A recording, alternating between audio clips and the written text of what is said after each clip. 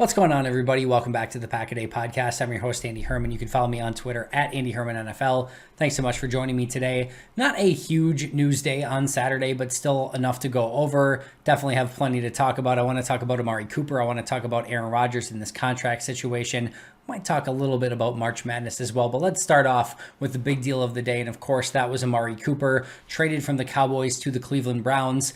Very interested in this deal, mostly from a Cowboys standpoint, especially as we talk about this from a Packers standpoint and what this means for Green Bay. I've talked about it recently. As I look at this NFC right now, to me, it very much looks like Packers and Rams. And yes, Cardinals, Cowboys, 49ers, some of these other teams could get into it. Maybe Deshaun Watson ends up in the NFC in some capacity, but I would still put Dallas as the favorites to win the NFC East and one of the clear playoff teams. And all of a sudden, Amari Cooper is gone. La'el Collins is rumored to be traded. And if that's the case, this team has a lot of work to do on offense. And the fact that they are paying Zeke Elliott as much as they are and having to trade away Amari Cooper and make these decisions that they have to make, we'll see what happens with Gallup and the rest of this roster. Yeah, I'm intrigued, to say the least, as to what's going to happen with this Cowboys team on offense. I think they're going to be a pretty good team on defense no matter what with the talent that they have. But if they want to take a step and be Super Bowl contenders, you know what? Trading away Amari Cooper and, La'el Collins is probably not the way to go to make that happen. Now, they could have a great draft. They could have a great offseason. We'll see. And that remains to be seen as to just how talented this Cowboys team can be. But as of right now, Cowboys certainly trending in the wrong direction. And if that continues to be the case, again, it just makes me believe more and more that this is a division or a conference that should be won by either the Rams or the Packers. And again, I know at the end of the day, there's going to be other competitors, but as we sit here right now, on Daylight Savings Day on March 13th, it certainly feels like the Packers and the Rams continue to be the top two teams in the NFC. Now, as far as what this deal means for the Cleveland Browns, really like this, and I think it's a great player for Baker Mayfield to build around. And yes, David Njoku, Amari Cooper, and Nick Chubb and Kareem Hunt, and that should be a very good offense.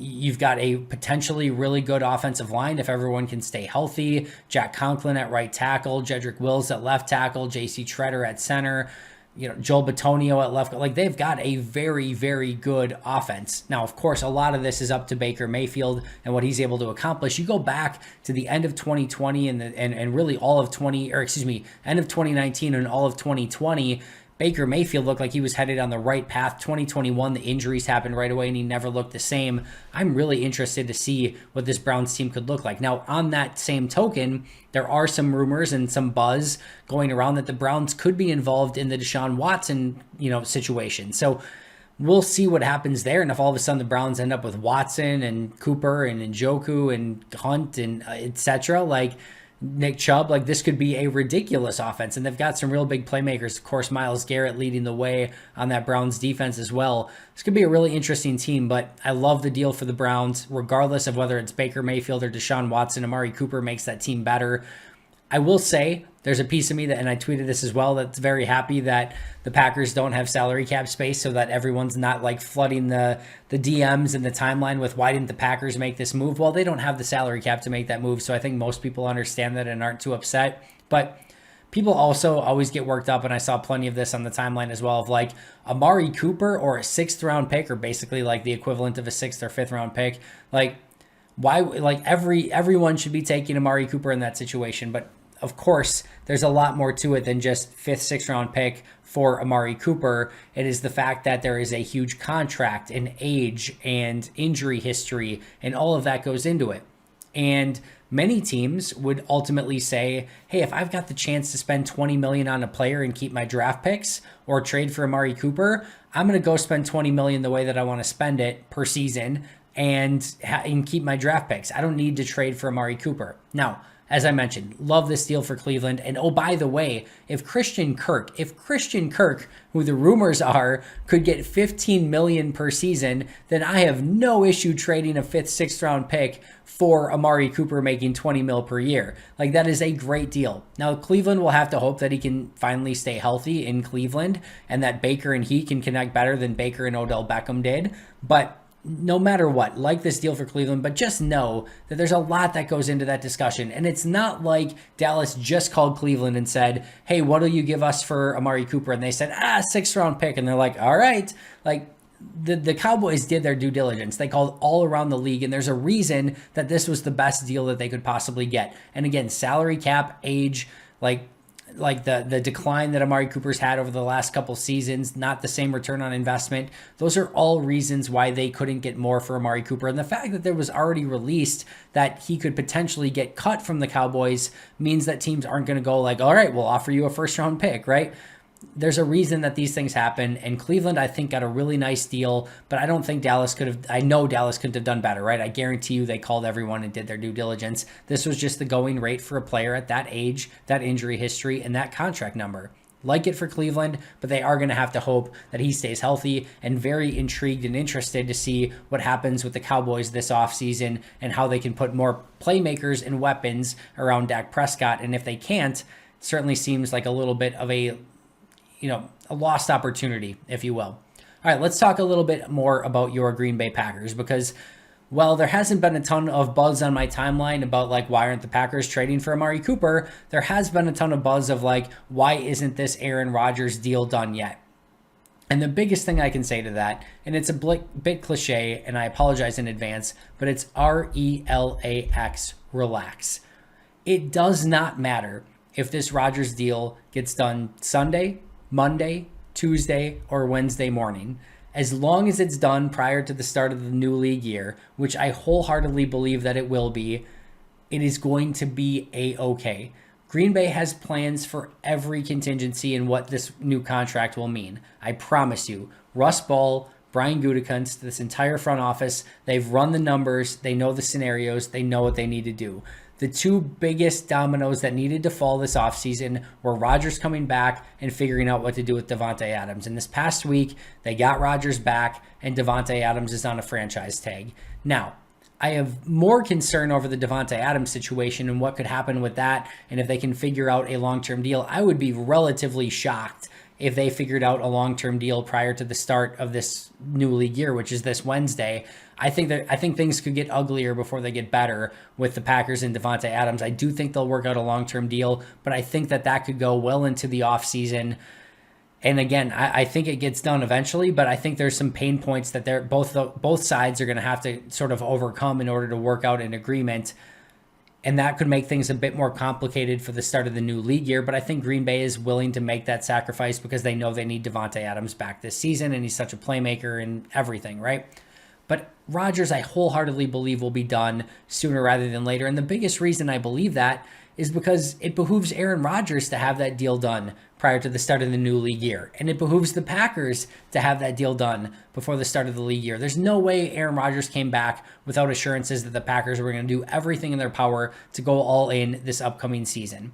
And the only way they can do that is honestly, if this Rodgers deal gets done prior to the start of the new league year. And there's no reason for any of the sides to hold this up. I guarantee you they're in lockstep with making Rodgers the highest paid quarterback. I guarantee they're in lockstep and making sure that his contract isn't exorbitant in these next couple seasons so that Green Bay can still make a run. But they have some figuring out to do. Do I think they're going to get that done very, very soon? I do. Do I have any level of concern? I do not. So let's put a pause. There's no drama here yet. If we get to like end of day Tuesday and there's still no news and still nothing done, all right, let's have a conversation at that point. And that maybe that happens, but as long as that gets done before the start of the new league year, there's nothing to worry about. It doesn't benefit Green Bay if it was done yesterday or today or tomorrow or the next day. As long as it's done before the start of the new league year, everything will be A-okay, and I fully expect that to be the case. And again, the Packers and Aaron Rodgers have a mutual interest in getting that done prior to the start of that point. I'm not sure that same thing will happen with Davante Adams. We will have to wait and see if they're able to work something out before the start of the new league year. All right, last but not least, really quick, fun, whimsical topic to end things off. We are about to get our March Madness brackets on Sunday. It's one of my favorite days as we get the release of the brackets. And of course, March Madness is I take off usually Thursday and Friday. I think I'm only going to take off Friday this year, but either way, one of my absolute favorite times of the year. And of course, this year we get Major League Baseball free agency, NFL free agency, and March Madness all in the same week, which could make for some very low productivity at workplaces around the world, or at least in the United States. But what I wanted to quickly go over is there's this weird juxtaposition, right? Because you have March Madness in the NFL, which in my opinion are the ultimate kings in entertainment.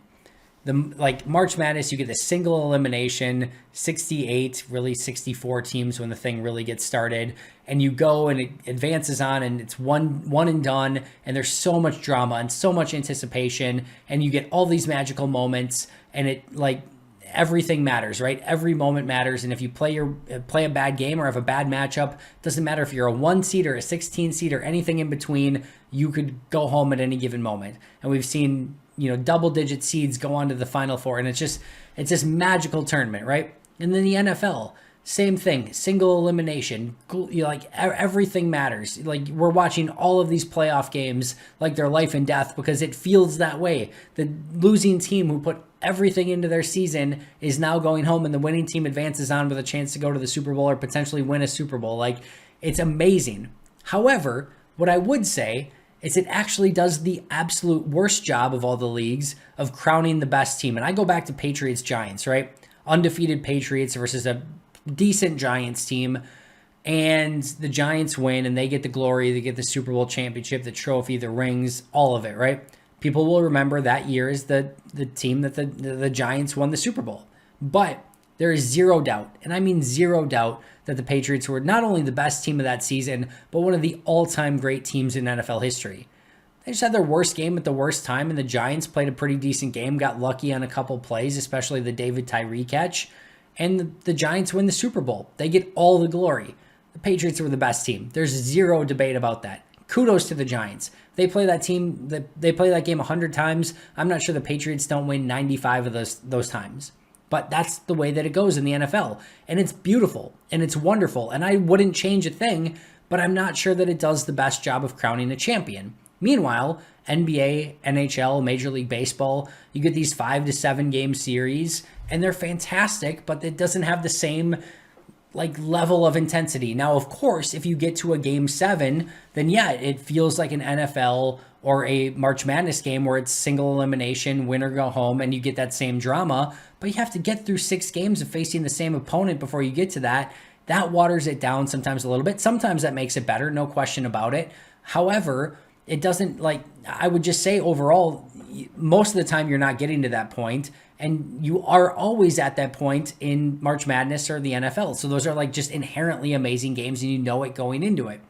Meanwhile, I would actually argue that of all the leagues, of all the processes, that the Premier League actually does the absolute best job of crowning a champion. It is by far and away the most boring way. There's no tournament, there's no Super Bowl, there's no championship, but it's clearly the most competitively friendly, no competitive disadvantage to every team involved, and it clearly crowns the best champion every year. You've got 20 teams. Every team plays the other 19 teams 2 times, 1 home, 1 away, and the team that finishes on the top of the table after all is said and done is the champion. And yes, every once in a while, you will get a final week where 2 teams are playing at the same time with the opportunity to be crowned the best team in the league, the champion, etc. But it's rare that happens, and even then, most of the time, those two teams are not facing off against one another. So you don't end up with this real championship game. It doesn't take away from the amazingness that is the entirety of the league year, but you get a pretty sound understanding of who the 3 or 4 teams that are going to be competing for the title after 8 to 10 weeks. And after that, teams start to separate even more, and you don't have this climax of a championship game. It's super fair. And the team that wins every year is legitimately the best season. You can't take it away. Everyone had the same schedule. Every other team, home and away, and whoever's best team wins. It's beautiful in that regards. It's also lame and boring, and you don't get this championship. Now, yes, you have the Champions League and things like that, which is all great and fine. But as a pure Premier League, you don't get like this playoffs and championship. And I do love that there's different dynamics to all of these leagues. Some are 3, 5, 7 game series. Some are win and go home. Some don't have a playoff at all. And that makes sports altogether amazing. But you do get this weird juxtaposition of the best playoffs, obviously NFL and March Madness are probably the worst at actually crowning the best team.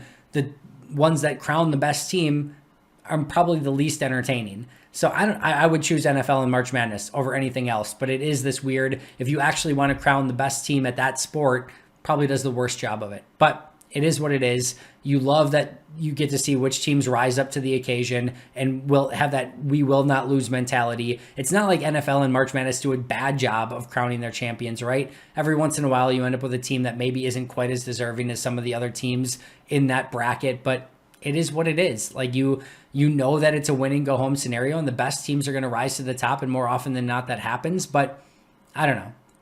I will take the premiership as the best way to actually crown a championship, but don't take away my March Madness or NFL playoffs in any way, shape, or form or change anything about it. That goes without saying. Enjoy your March Madness Sunday. I appreciate you all. Thank you so much for joining me. I'll be right back here tomorrow with an all-new episode. But until next time, and as always, go Pack Go.